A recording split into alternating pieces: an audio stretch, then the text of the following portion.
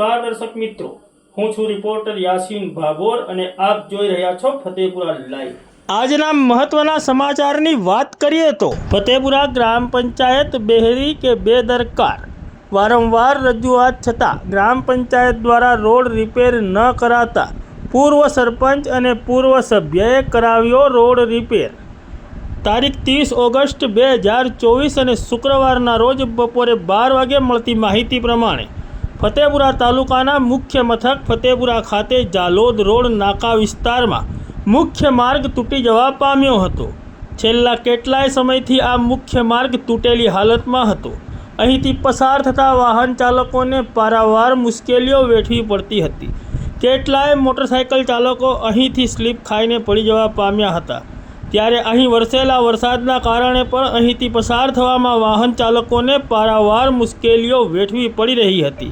આ બાબતના અહેવાલો અમારા માધ્યમમાં પ્રસારિત થયા હતા। તેમજ ગ્રામજનોએ ગ્રામ પંચાયતમાં પણ વારંવાર મૌખિક રજૂઆત કરી હતી। ફતેપુરા ગ્રામ પંચાયતની સરપંચની મુદ્દત પૂર્ણ થયે 2 વર્ષ જેટલો સમય થઈ ગયો હોય અહીં વહીવટદાર વહીવટ સંભાળે છે, પરંતુ ફતેપુરા ગ્રામ પંચાયતમાં વહીવટદાર કે તલાટી કોઈ પણ આવતું જ નથી। માત્ર ગુરુવારે તે પણ તાલુકા પંચાયતમાં તલાટીઓની બેઠક હોય ત્યારે જ આ વહીવટદાર અને તલાટી આવે છે, જેના પગલે ગ્રામજનો ગ્રામ પંચાયતમાં જઈને ગ્રામ પંચાયત કચેરીના કારકુન કે કોમ્પ્યુટર ઓપરેટરને આ બાબતે રજૂઆત કરે છે, પરંતુ તેઓ કશું પણ કરી શકવા માટે અસમર્થ હોય છે, કારણ કે વહીવટદાર અને તલાટી ફતેપુરા ગ્રામ પંચાયતમાં પગ મૂકતા જ નથી।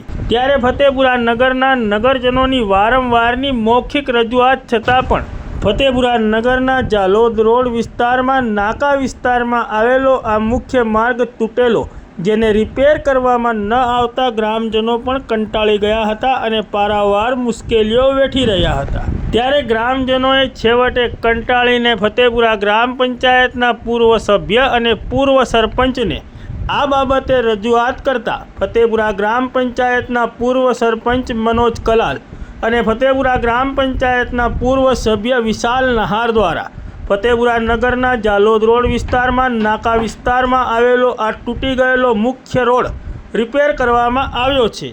તેઓએ જણાવ્યું છે કે તેઓએ પોતાના ખર્ચે આ રોડ રિપેર કર્યો છે। ગ્રામ પંચાયતમાં કોઈ સાંભળતું નથી અને ગ્રામ પંચાયતમાં વહીવટદાર પણ આવતા નથી, તો અમે પણ કોને રજૂઆત કરીએ?